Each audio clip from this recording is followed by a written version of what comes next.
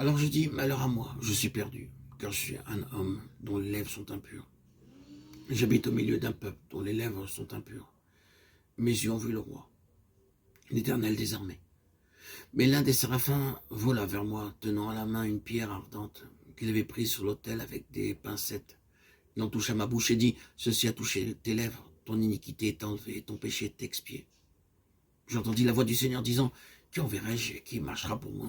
Je répondis, me voici, envoie-moi. Il dit alors, va et dis à ce peuple, vous entendrez, vous ne comprendrez point, vous verrez, vous ne saisirez point.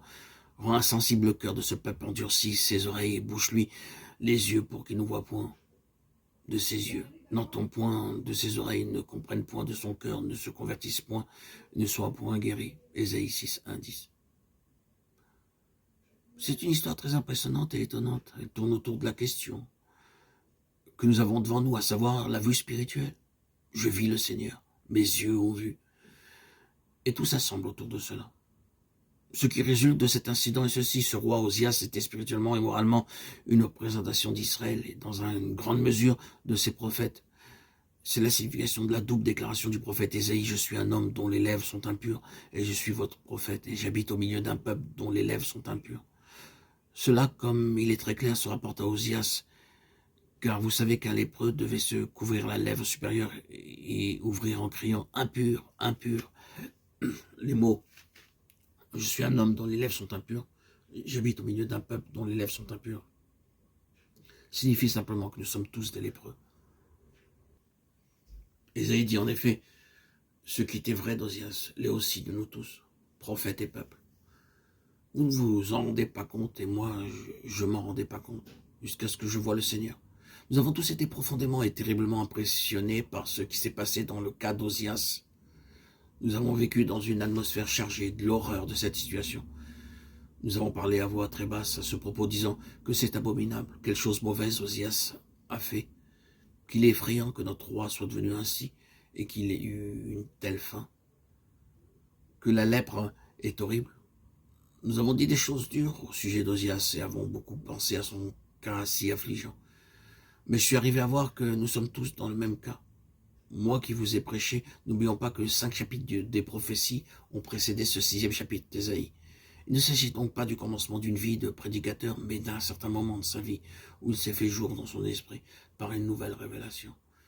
Par conséquent, Ésaïe dit, moi qui vous ai prêché et prophétisé, je suis arrivé à voir que je ne suis pas meilleur qu'Osias.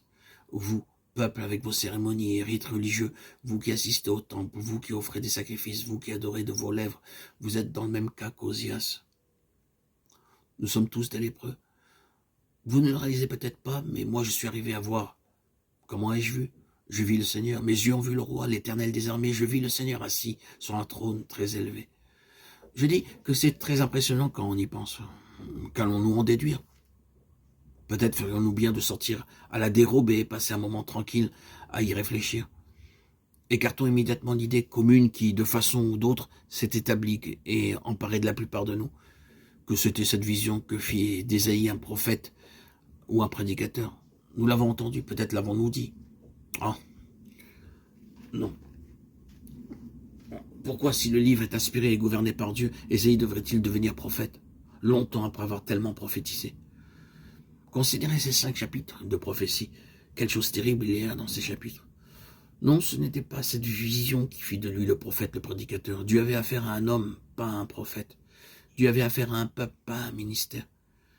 Il nous fait voir ce que nous sommes à ses propres yeux. Ainsi, nous ne pouvons pas l'attribuer à une catégorie de personnes appelées prophètes ou prédicateurs et penser que certains d'entre nous ne sommes pas impliqués parce que nous ne sommes pas dans cette catégorie. Nous ne sommes que de simples croyants qui n'aspirent pas à être prophètes et prédicateurs. Ce n'est pas cela. Le Seigneur a attiré ici l'attention du peuple. Il cherche à leur faire bien comprendre comment lui, il les voit en eux-mêmes, ce qu'ils sont après tout à ses yeux, même s'ils ont beaucoup prêché. Tôt ou tard, cette réalité doit se frayer un passage en nous pour sauvegarder toute chose et atteindre son but.